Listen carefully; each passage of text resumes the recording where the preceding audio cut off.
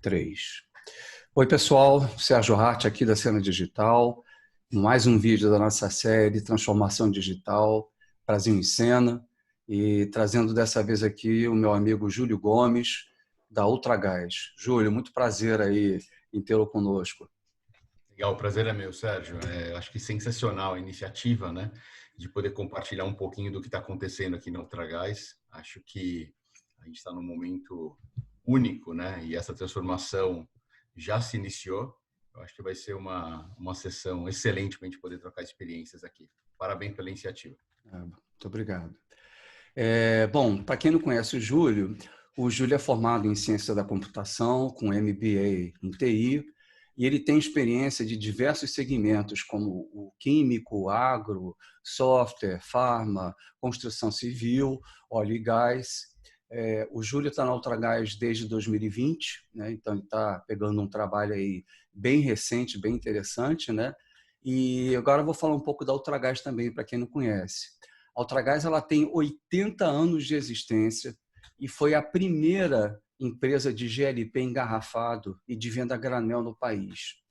A Ultragás ela fornece mais de 1,7 milhão de toneladas de GLP para mais de 11 milhões de domicílios e cerca de 52 mil clientes empresariais.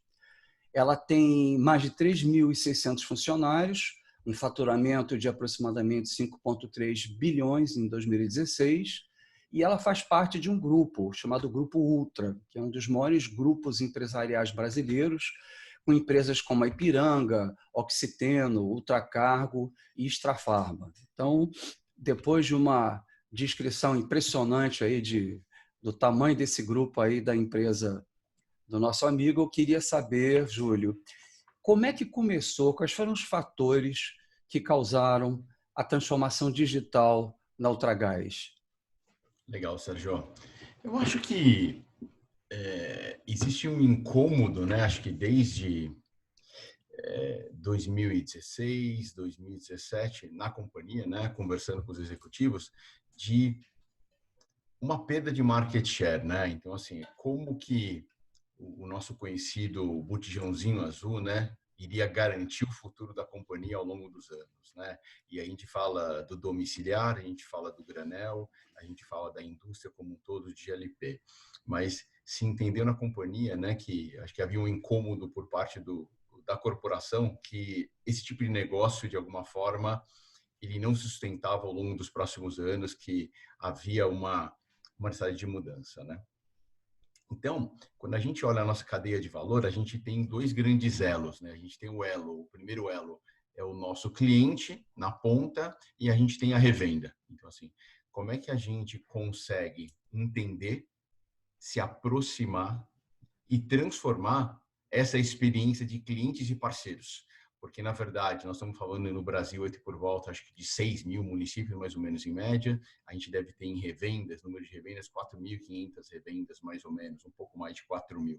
Né? Como é que a gente consegue transformar, né, essa experiência na ponta e a gente começa a explorar novas fronteiras de negócio? Então, na verdade, esse é um pouco do incômodo, né, que, olhando como organização, né, a diretoria, no papel do seu CEO, ela começa a pensar em o que a gente precisa, né, fazer para a gente criar novos modelos de negócio e a gente começar a plantar uma sementinha do que vai ser a Ultragaz nos próximos 15, 20 anos. Eu acho que a maioria das empresas ela está passando por um dilema semelhante, principalmente as empresas que são do tipo B2B, B2C, como é a Ultragás, né? Ou seja, você tem que atender parceiros numa rede de distribuição e, ao mesmo tempo, você tem que atender consumidor final. E eu acho que a grande luta é ver como que você pode melhorar a parceria, porém trazer a marca mais perto do teu consumidor final, Perfeito. porque, na realidade, muitos dos teus produtos vão acabar se transformando em serviços, né? Que é uma das características da nova economia, né? O empacotamento de produto em Gás as a Service, né? Vamos dizer assim, Ultragás as a Service, né? Então é uma preocupação super pertinente e bastante complexa para uma empresa como a de vocês, né? Perfeito. E com essa preocupação que vocês tiveram, como é que vocês iniciaram esse processo? Como é que vocês se estruturaram do ponto de vista estratégico, organizacional, de governança, como é que você está fazendo com a TI também, né? Ela está com uma Legal. estruturação diferenciada. Quais são as mudanças estruturais que estão ocorrendo na empresa para fazer face à jornada de transformação? Legal, vamos lá.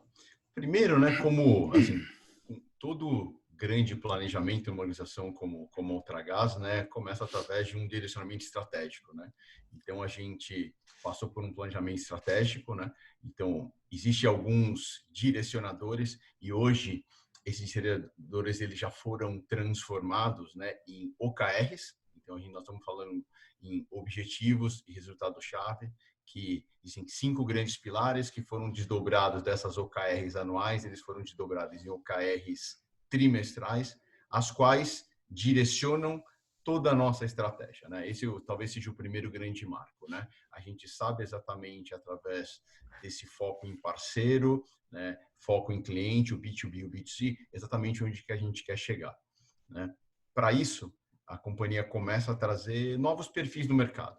Então existe uma mudança, né, no que diz respeito à necessidade de novos talentos dentro da organização, sejam eles de gerações Y, Millennium, mas gente experiente que nos ajude nessas jornadas. E a gente começa, então, sempre focando experiência do parceiro, experiência do cliente.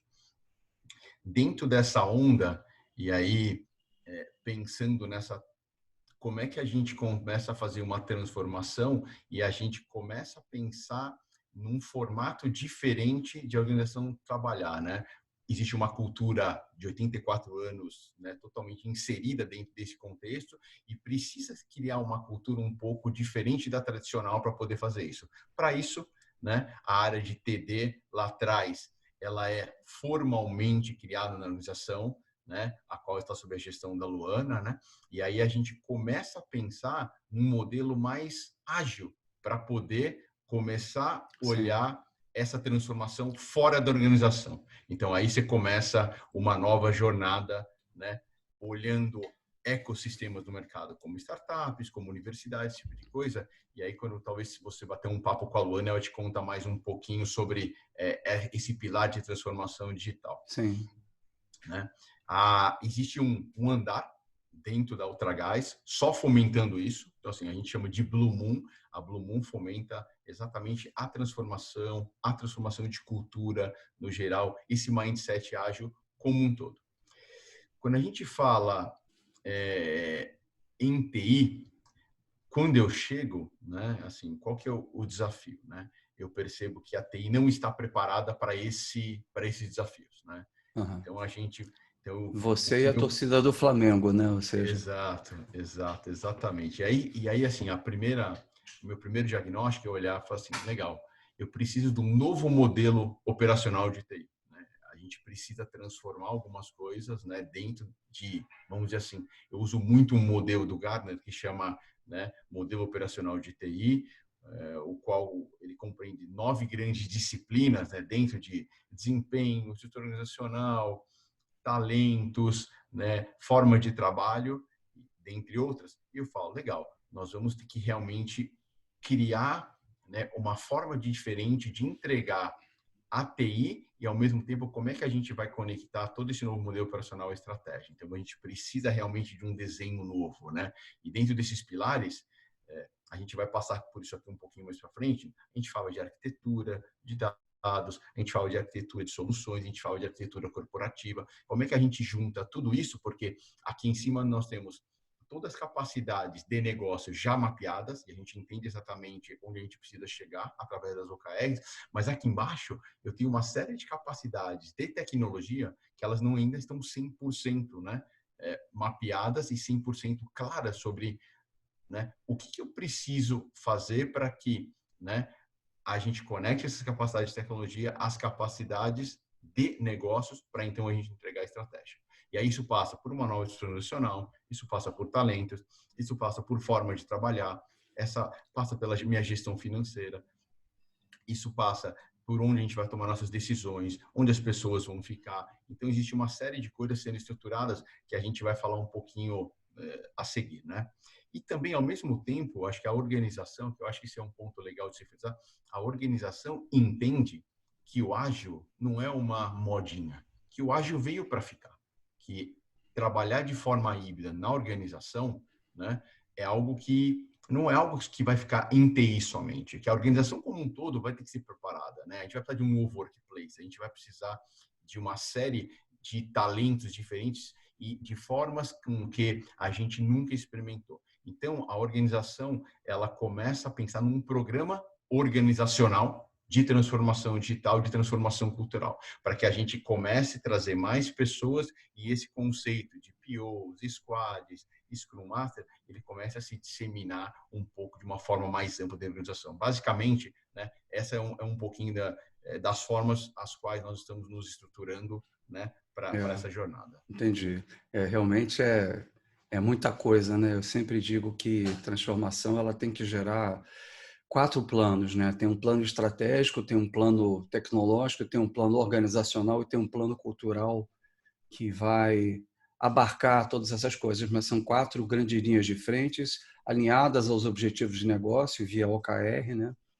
E também fomentadas por uma fundação, por um alicerce de TI, porque sem isso também você não consegue fazer nada. E outra coisa que eu estou percebendo no que você está falando é que a empresa ela está assim bastante focada na experiência dos seus clientes, em melhorar essa experiência dos clientes, né? Então, existem 3 tipos de macroestratégia de transformação digital, né? Uma que é mais para fora, que é a chamada foco no cliente, né? Que pode ser tanto B2B quanto B2C. E aí você usa analytics, você faz jornada do consumidor, mapeia os pontos de contato, melhora essa jornada. Existe uma segunda que é mais voltada para dentro, né? Para a cadeia de suprimentos da empresa, que seria excelência operacional. E tem uma terceira que é a inovação, a criação de novos modelos de negócio, a criação de novos produtos ou novos negócios, né? E eu estou entendendo que vocês estão fazendo todo um trabalho de repensar, principalmente essa questão em cima dos clientes, né? Que talvez seja a coisa mais valiosa que vocês têm, né? Tá. A segunda pergunta que eu iria te fazer, aliás, a terceira, né? Porque a segunda foi com relação a como vocês se estruturaram. Você pode destacar, talvez esteja um pouco cedo, né? Mas ou algum resultado que está iminente de estar acontecendo em função dessa estruturação da empresa, que você pudesse compartilhar com a gente? Não, eu acho que a gente já tem alguns bons resultados nesses 4 meses, né? Eu acho que a gente, nas últimas, eu diria quase 2 meses, né, pelo fato do Covid, a gente mapeou determinadas oportunidades no mercado que o nosso segmento domiciliar, ele é de alguma forma afetado positivamente pelo consumo, né, do mercado, pelo fato das pessoas estarem mais em casa, né, o segmento empresarial pelo fato de a gente também atender condomínios, o fato de as pessoas também ficarem em casa, a questão de medição individual também é totalmente afetada. Então, assim, nessa onda de experiência do cliente, experiência do parceiro, a gente conseguiu lançar o nosso app, foi lançado há cerca de hoje é dia aqui, há cerca de 1 mês, e a gente obteve resultados excepcionais, né? E esse app, ele já vem com uma arquitetura tecnológica embarcada totalmente diferente, né? Então, assim, a gente fala de uma arquitetura de desenvolvimento de software na ponta do app diferente, uma arquitetura de hub, né, de concentrador para os vários canais que a gente agora fornece para os nossos clientes de uma forma diferente, arquitetura em nuvem, né, baseada em uma nuvem privada, também de uma forma totalmente inovadora dentro da organização. Então, acho assim, esse já é um exemplo, né, de um resultado bastante expressivo num momento tenso, onde se a gente não trabalhasse numa forma ágil, né, se a gente não pensasse de forma ágil, se a gente não tivesse com as equipes trabalhando dentro de squads, então já existe 6, 7 squads trabalhando, então a gente já colheu um excelente resultado em detrimento de uma mudança cultural e também ao mesmo tempo de uma oportunidade. A oportunidade nos fez acelerar tudo isso e que a gente lançasse uma cultura, uma mentalidade diferente, que já está inserida na CIA, né? Assim, todo mundo entende que a transformação digital é inevitável. E acho que o mais importante de tudo isso, Sérgio, foi o time to market, né? A gente, sem dúvida nenhuma, nesse momento de Covid, a gente conseguiu melhorar um time to market, né, de um produto e de serviços que a gente precisava naquele momento para atender a população, né, além de ter um viés, claro, um viés de resultado, para a companhia como um todo, eu acho que o mercado precisava de um app como esse dentro do segmento para poder se relacionar, poder fazer um pedido, selecionar o melhor horário para entrega e a gente usar toda essa nossa capacidade, nossa dispersão geográfica para poder entender, entregar isso, né, dentro das residências dos nossos clientes. Esse é um desafio maravilhoso para até a questão da inteligência artificial, né? Toda essa otimização de rotas e de horários, né? E de perfil de clientes também, isso pode ser uma coisa bastante interessante. Agora, você falou de squads aí, você pode falar um pouquinho para a gente como é que estão organizados? Esses squads, eles estão por área de negócio, eles estão por produtos? Como é que vocês estruturaram esses squads? Esses squads estão por produtos, né? Então, a gente tem uma série de produtos, a gente tem um roadmap de produtos dentro dos nossos dois segmentos, empresarial e domiciliar. Dentro desses dois grandes segmentos, né, que são os que têm maior relação com cliente e parceiros, nós criamos produtos que serão entregues, né, dentro de um roadmap de 2020, sempre encabeçado por um PO da área de negócio, né? E Perfeito. claro, com uma estrutura de desenvolvimento, de devs, de Scrum Master, de analistas de negócio, né? Para então a gente conseguir permear toda a cadeia de valor desse produto e fazer essas entregas. Existem por volta de 7 squads rodando e assim, esse app que foi lançado agora 13 de abril, existe um PO para ele, existe um outro app Legal. a ser lançado, existe um outro PO e assim vai. Tudo que tem a ver agora com o B2B e o B2C, eles passam agora por dentro desses squads ágeis e eles começam a fazer entrega no modelo totalmente diferente da TI tradicional. Eu acho que bacana também, né, que pena que a gente não está com a Luana aqui, mas eu acho que o fato de você ter uma área que está sendo encabeçada por não sei se é par seu, né, mas alguém que também está podendo olhar a oportunidade de negócio, a oportunidade de melhoria de processo. Enquanto que você foca também muito na integração e na constituição dessa fundação, né, dessa plataforma corporativa, isso é muito bom, porque você não perde tempo, né? Na realidade, são duas linhas que têm que caminhar em paralelo, porque você tem alicerces que você tem que estruturar para dar escalabilidade às soluções que vão vir, e, ao mesmo tempo, tem toda uma identificação de oportunidades aí que marketing comercial devem estar fazendo também, né? Sem Isso é dúvida, muito sem bacana, dúvida. né? O marketing trabalhando muito próximo da gente, então existem assim, a gente lançou uma campanha de mídia, né? Então a gente está na mídia aberta, na mídia nos canais fechados, como Globo, SBT, Record, Bandeirantes, a gente lançou em diversos programas, assim, agora a gente está expandido para diversos estados esses lançamentos, né? Acho que a área de transformação digital ela tem um papel imprescindível de poder testar rápido os MVPs, porque a gente tem uma divisão, né? Eu sou a produtização, né? A área de TD é a prototipação. Então, a hora que a gente experimenta esse novo, através de novas tecnologias, através de novos modelos de negócio, a gente dentro de TI tem que estar preparado para poder fazer toda essa produtização e a gente ter um MVP de produto, né, dentro de X sprints e a gente tentar acompanhar toda a necessidade de time to market do negócio. Então, a área de Sim. marketing está junto, a área comercial. Eu acho que essa sinergia entre todo esse ecossistema do Indotragado, eu acho que o sucesso desses lançamentos que a gente vem fazendo, ele tem tudo a ver com essas sinergias, porque assim, é uma mudança cultural para todo mundo, Sérgio. Todo mundo É, realmente assim. A gente fez um novo modelo operacional, mas ao mesmo tempo, né, as áreas de negócio, elas precisam entender, né, os papéis que elas exercem, né, dentro de um programa de transformação cultural e transformação de negócio como esse, né? Assim, não é simplesmente a TI como, né, como líder de toda a cadeia de valor. Não, a gente está muito no início, a gente está no meio e a gente está no fim. Mas se a gente não tiver o apoio e o patrocínio das áreas de negócio nessa transformação, é impossível de se fazer. E eu acho que na Ultragaz existe, eu acho que uma unanimidade, né, e sinergia muito grande sobre o objetivo dessa transformação, sobre o propósito, e que é inevitável. Não tem mais como voltar. A gente tem que seguir com isso e a gente tem que escalar cada vez mais. Você tem estruturas formais de governança do negócio em relação à transformação digital? Existe um comitê que se reúne, sei lá, a cada mês para redefinir prioridade, meta, estratégia, alinhamentos, né? Ou é uma coisa que está totalmente sobre os teus ombros e os ombros da Luana? Como é que está isso?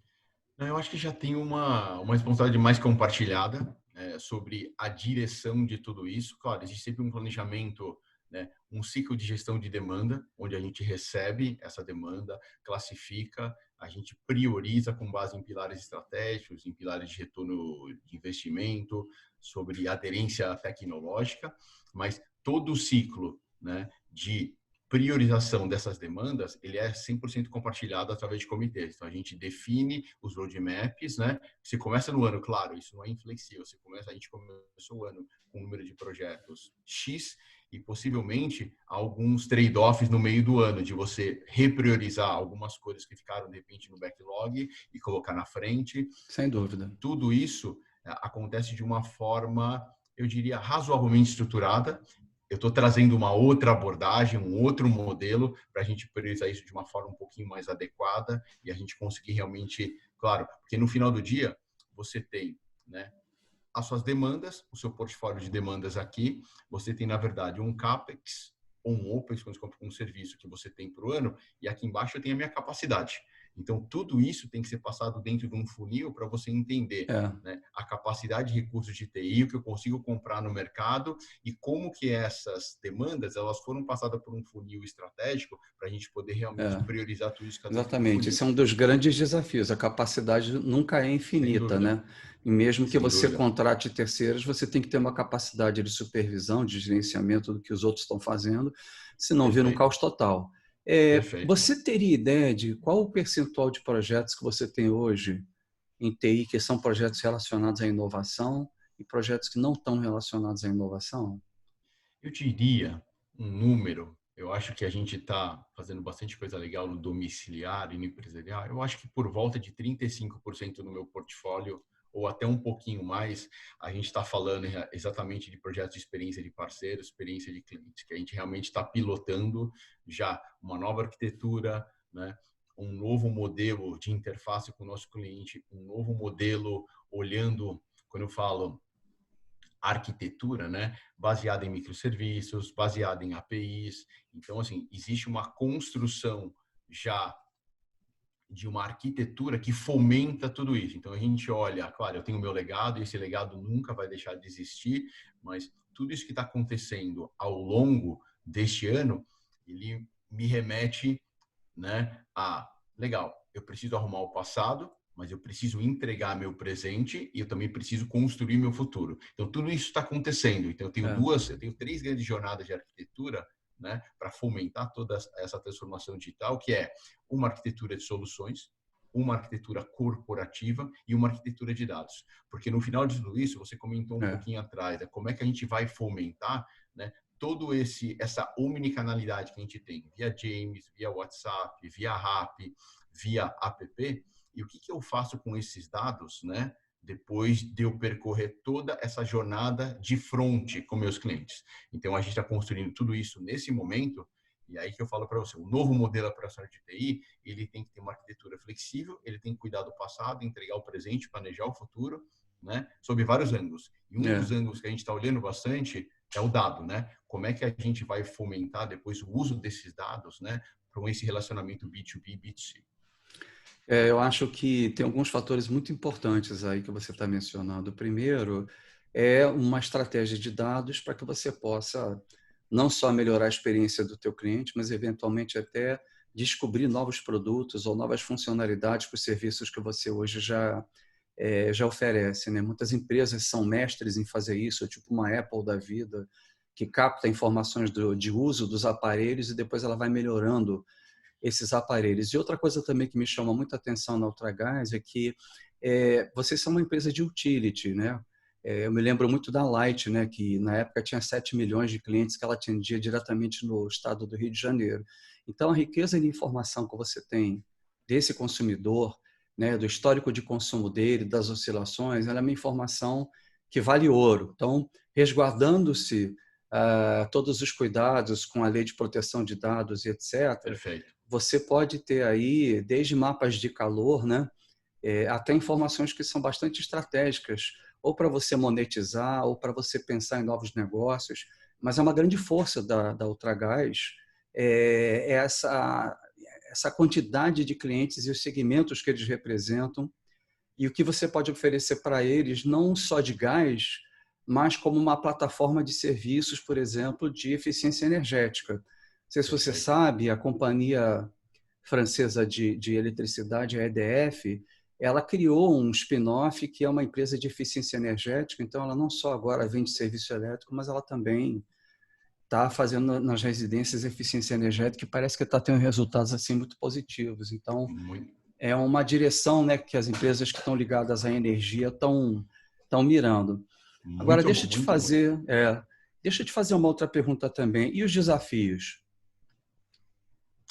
Acho que tem muitos, né? Muitos. Acho que desde a minha chegada, assim, eu acho que foram quase 4 meses intensos, trabalhando 11, 12 horas por dia, né? De você poder, primeiro, estar inserido dentro da estratégia da organização, entender a direção e como é que você vai colocar, né, e criar um modelo operacional de TI para atender tudo isso. Então, tem sido muito desafiador, né? Colocar tudo isso no lugar. E no final do dia, o que a companhia espera, né, eu acho que da TI nesse momento, é uma TI mais bimodal, uma TI mais preparada, né? E aí eu gosto do modelo operacional porque ele passa por diversos níveis de maturidade, que vai de 1 até 5, né? E a gente mediu o nosso modelo operacional e a gente está planejando nesse momento nossas estruturas operacionais e nossos talentos, porque hora que eu olho as capacidades de tecnologia que eu tenho para suportar a estratégia aqui em cima, o meu primeiro impacto é na Um minha gap. estrutura operacional, que eu tenho criar uma estrutura bimodal.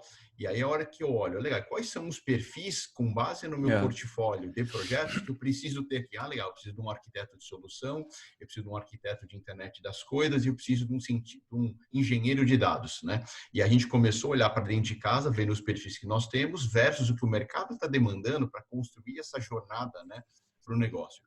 Então, eu acho que aí que está a beleza de tudo isso, desse Lego, de você juntar tudo isso e você olhar o seu portfólio de projetos, de produtos, junto com a estratégia e você criar essas fundações. Claro, a gente já sabe, arquitetura de soluções, arquitetura de dados, talento, manual institucional, que ela seja mais bimodal, tudo isso, sério, você sabe que você não constrói isso do dia para a noite, né? Então, você está é. trocando o pneu com o carro andando, né? Então, você precisa fazer uma série de acertos e de correções ao longo do caminho, mas eu acho que a estratégia ela foi colocada, a gente tem 19 grandes frentes já correndo em paralelo, isso está dentro de uma ferramenta, né, que é o Trello, e a gente faz sprints semanais para acompanhar tudo isso, né, assim, qual que é o link que eu tenho com o objetivo de negócio, o que a gente tem que fazer, se tem algum impedimento, reuniões de 3 minutos, cada um vai lá, do sprint, fala, eu sei que você fez semana passada, o que eu vou fazer essa semana, se tem algum impedimento. Então, assim, tem sido muito legal,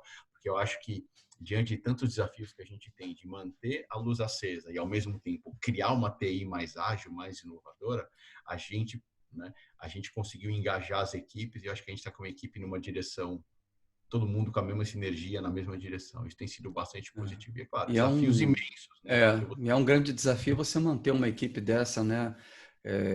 Principalmente o pessoal mais novo, né? Motivado, né? Porque outro dia, quando eu entrevistei o Cristiano da Sul América, ele falou que se ele conseguir que alguém fique na empresa 2 anos, já valeu o investimento, né? Porque o pessoal não sem dura dúvida, muito tempo, não, né? sem dúvida. E do ponto de vista de lições que vocês aprenderam, o que você poderia compartilhar com a gente aí das principais lições no caminho aí nesses 4 meses aí que você está, que Eu acho, correspondem a assim, 8? eu acho que já quase 12, né? Acho que É, quase um ano de tanta coisa que a gente fez. Eu acho assim, eu acho que a primeira grande lição de tudo isso e como organização, eu falo hoje, o digital veio para ficar. Né? Assim, este é o novo normal para construir as capacidades de negócio que entregam estratégia. E TI tem que estar preparado para construir essas capacidades de tecnologia que irão entregar a estratégia. E para isso, você vai precisar de um novo modelo operacional de TI. Não tem como. A TI, do jeito que ela era antes, ela não entrega a estratégia, ponto. E aí você vai ter que percorrer diversos pilares, né? Desde como que você vai se comunicar, os seus indicadores, a sua estrutura nacional, os seus talentos, as formas de trabalhar, as metodologias. Então, passa por tudo isso e você é obrigado a percorrer, né, um roadmap como esse. Né? Eu acho que uma outra grande lição, mais e mais, né, acho que a omnicanalidade é algo também inevitável, né? Você precisa ter um cardápio de canais para você atender os seus clientes, indiferente do mercado, indiferente do tipo de negócio, se ele é um B2C, se ele é um B2B. Acho que a omnicanalidade ela é também algo que, mesmo você tendo canais com baixa utilização e outros canais com consumo maior, você tem que estar presente nesses canais e expandir isso. Acho que não tem como, né?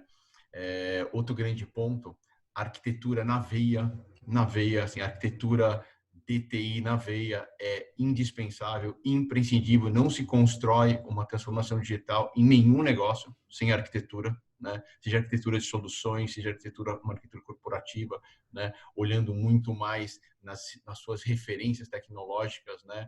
Num roadmap de aposentadoria do seu legado, de você reescrever as suas interfaces através de arquiteturas como APIs, como microserviços, não tem como. E, é claro, uma arquitetura de dados que possibilite você escalar tudo isso ao longo dos seus front-end de contato com seus fornecedores, que consiga depois trabalhar esse dado quiçá, no futuro, a gente virar uma empresa mais data-driven, né? Que a gente tenha muito mais inteligência artificial, machine learning, aportado em cima de todos esses data lakes, esses repositórios de dados, até mesmo do seu data warehouse, e como é que você potencializa isso através de perfis diferentes hoje dentro das áreas de negócio, os quais a gente já tem um cientista de dados, mas que teremos 2, 3, 4 no Sim. futuro. Eu acho que essas 3 lições, Sérgio, para mim são as maiores. Acho que ela permeia, na verdade, a organização como um todo. Além, claro, do aspecto cultural, de uma transformação de cultura na companhia como um todo, né?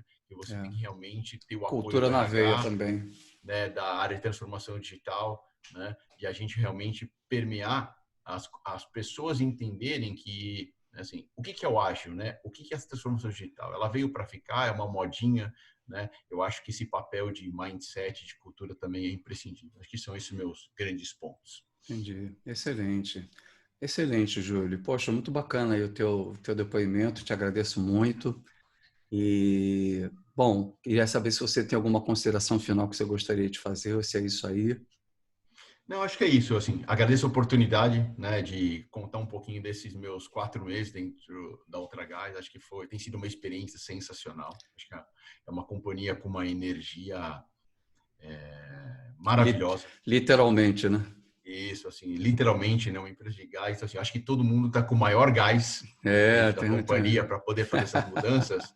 E foi um prazer poder trocar essas experiências com você. legal. E conte comigo sempre, se você precisar de alguma análise dentro do meu mercado, bater um papo. Eu estou sempre à disposição aqui, Sérgio. Foi um prazer poder Tá falar com você. ótimo, muito obrigado. Bom, pessoal, eu também queria agradecer aqui muito mesmo ao Júlio pelo depoimento dele, acho que foi bastante interessante. A gente está falando aqui de uma empresa que tem mais de 80 anos e que está fazendo um trabalho belíssimo de se repensar, ela não está tendo vergonha, né, de olhar dados, de repensar essa forma de trabalhar, omnicanalidade. Então, acho que esse é um exemplo muito importante para as outras empresas no Brasil que se sentem velhas e tal. Tem empresas como a Ultragás, empresas como a Sul América, que tem 125 anos, né? E que estão dando uma aula, um show aí de transformação. Então, que isso fique como exemplo. Em segundo lugar, eu gostaria também de confirmar, né, o meu livro que está aqui atrás de mim, à esquerda, Transformação Digital do Conceituação. O meu e-book ele está disponível também no link que eu vou deixar para vocês aqui nos comentários. E tem também um webinar que está disponível no Hotmart, que é uma plataforma de ensino à distância, para quem quiser ter uma noção mais ampla sobre a jornada da transformação digital, desde a estratégia até efetivamente a implementação e o uso de algumas tecnologias. E com isso eu gostaria mais uma vez aí de agradecer ao Júlio. Espero que daqui a um ano a gente possa voltar a conversar aí para saber das novidades aí da Ultragaz. Acho que a gente vai ter muito que comemorar, que falar, talvez, quem sabe, aí com a Juliana também, com a Luana, desculpe. Mas foi um prazer muito grande e obrigado aí pela tua presença, pela tua participação. Muito bom, Sérgio. À disposição e, sem dúvida, acho que daqui a um ano a gente vai ter muito mais histórias para contar, sem dúvida É isso nenhuma. aí. Um grande abraço aí. Um grande abraço, Sérgio. Tchau, Tchau, tchau. tchau.